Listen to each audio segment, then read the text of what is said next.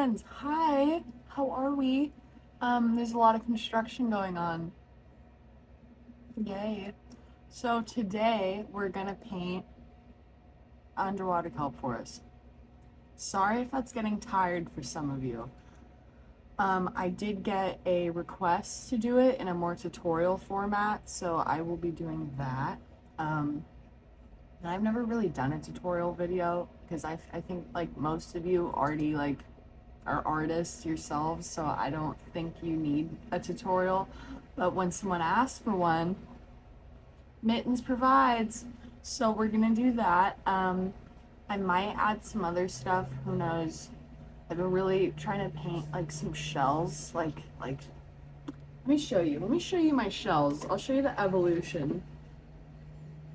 Part of me is like, don't do that because I'll be doing a sketchbook. A sketchbook. Wow. Things are happening right now. Too many things. I'm just kidding. Okay. Page 1. This one's really not bad. That was the first one I did. Okay. Page 2. Let's see the sugar. Okay, there's that. Now the good stuff.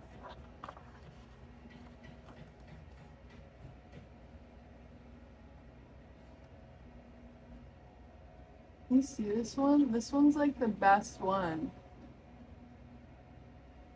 And then I feel like a teacher when I flip a book like this. Roni! Roni! And then there's this one. That one's not done yet. So, okay. Let's paint. Also, the reason I'm painting today's Saturday technically. I'm going to try and film and do all the editing today because I start a new job. My 2 training days are going to be Tuesday and Wednesday of next week. So I need to have a video prepared, right? Okay. Oh, Roni, how nice of you to come visit, Roner. Boner. Okay. Let's paint. Hi. Wow, that was nice, huh? I hope your volume was up really loud. Just kidding. Okay. So tutorial time. I'll be right back. Something happened in my room and I'll be right back. Okay, we're back. Okay. So, we're gonna wet the page, yes. And then we're gonna use some Ferris wheel press, just a light wash because it's a permanent ink. And this crap does not move once you put it down. It does not move, okay? So we're doing a thin light wash. And then we're gonna go back in for the bottom part. Okay, because this is abstract, a lot of this is just gonna be a lot of blobs, okay? Because it's abstract. And then we put in the darker bits at the bottom for the rock. Here we're pulling out our Winsy Nui granulating mixture medium situation, and these are Daniel Smith watercolors. I don't know the names or the colors, so yeah. And then here we're just like blotting in little, because it's not like defined, you can just like use your brush and tap in some of the wow, I'm really bad at tutorials, you guys. Wow. Okay, so I'm just tapping my brush, and because it's wet on wet, the paint's kind of gonna seep wherever it wants, because watercolor just does its own thing, right? So yeah, and that's kind of a nice part of it because it blends in seamlessly almost, because you know what I'm saying. Maybe you guys, I'm not good at tutorials. Okay, now I'm using a darker green kind of mixed in with the lighter green. Wait, hold on a second. Let me just put the photo up for a moment. Hold on. Okay, so if you see in the picture that it's light near the top part of the photo, and then it gets kind of dark around the edges. So I'm putting in kind of like the shadow parts of the seaweed, so it's a little bit darker. And then I'm kind of just trailing my brush. Again, it's wet on wet, so it's not gonna be perfect. It's gonna bleed. It's gonna, move around the page. And as you can see, the granulating is already happening within the green. So just keep kind of building on layers. Because it's wet on wet, it's gonna dry a lot lighter. And most people, most likely, depending, they'll stop in between and let it dry. And I kind of did that, but for the most part, it was pretty wet the whole time. So, and when you start watercoloring, you understand at what point, where there's too much water, and then when there's like a good amount of a wash. Okay, so now I'm just going back in with the dark. My washi tape's awful. Don't ever order washi tape off of Temu. That's Temu's the devil. I've learned that recently. Okay, we're going back in, darkening it up. I'm going in between the bits of green that I put down more near the end, the like kind of lines, because that's the seaweed stalk or whatever how you want to say it. This is the Daniel Smith it's a darker blue, and this Daniel Smith color really granulates, so I love using that. And then the Ferris wheel press ink, it just mixes really well together. Just building up the background, putting in kind of darker patches within the green, because if you just leave it doesn't look right, it looks like a big green blob on top of, blues and greens, and you need to add some texture and shading to make it look normal. And now I'm going back, so because I put the blues on the bottom, the greens are kind of dissipating now, so I was kind of bringing it back down. And then now we're going in and darkening again, and I'm leaving some parts light, obviously, so so we come back and build up on that lightness. So yeah, we're just going around the seaweed tendrils, around and around, adding some more green to the tendrils.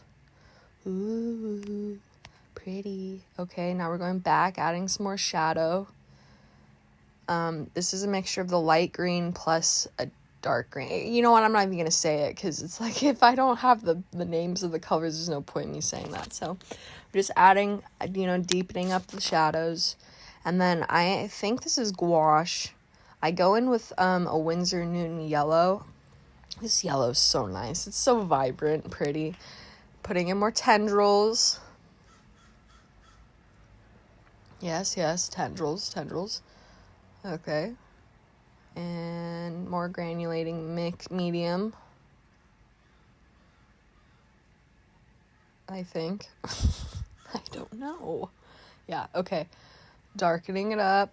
Gotta build, because look, if you just went in fully just like really dark colors right away, it's not gonna look very good. I'm just gonna tell you that now, speaking from experience, because I haven't been watercoloring that long. Like, I've been watercoloring maybe for the past 4 years, so I still have a lot to learn. But take it from me, if you just go in with a bunch of pigment on your brush and you just set that down, it's just not gonna look good. So you really want to build up the colors as you're going. And like I said, when you get a little more proficient with the watercolors, you understand, okay, my page is this wet, that's fine. If it's really, really wet, it's you're not gonna be able to do more details when it's super wet. So there's a fine line between, being able to do details with wet on wet and not. And then here I have a shimmer color. It's a German brand. It's like Tech something. I don't remember. It's really pretty, especially in the sunlight. It's kind of hard to see right here, but it's there. Okay, it's there. So we're putting it. So if you look back at the photo here, I'll put it back up again. Okay, so as you can see in the photo, in the center is a really light blue, and that's what I'm putting in for the shimmer, because it's not dark there. Wow, I don't do good at tutorials, I don't think, so I'm sorry. Now we're doing kind of, so I'm not painting each kelp leaf. I'm just kind of, tapping my brush to give the illusion of there being the leaves, and I'm using a darker color. This is with Holbein. It's like an olivey green, And it's a good green to use because in real life, seaweed, this type of seaweed at least, is a more yellowy green. And this one I think has a lot of good yellows in it. So yeah, so it mixes well. Yeah, so just add in some darkness. Honestly, it could be random. If you're looking at a photo though, you know, obviously it helps. And then here I'm using a really thin brush. I just got it. And I'm doing small, and again, this is wet on wet, so it's gonna kind of move a bit. It's just the illusion. That's kind of what I go for. So I'm not painting exactly everything as it looks, but painting the illusion of it. So small little strokes, very gentle. I'm barely putting the paintbrush to the page, and as you can see, it once I get down to the darker part, the paint picks up, so I have to constantly go back and get more of the yellow on top. Like I said, because it's wet on wet. So each time, see, even right there, I had to stop because I was about to go up to the yellow green and put more, but because I went all the way down, the tip of the brush was that blue from the Daniel Smith and ink, Ferris wheel press ink. And now we're putting in the small little shapes, the illusion of the seaweed, blades of blades of seaweed. Yep, because it's abstract, so we're not painting every single seaweed leaf, so we're doing the illusion of it being there. So you just tap your brush around. Here I'm kind of, the way I'm doing it is like I tap my brush down and I kind of taper it to the end, because if you look up what the seaweed looks like in real life, it's got a very specific shape to it, where it starts off big and then it tapers down into like a point.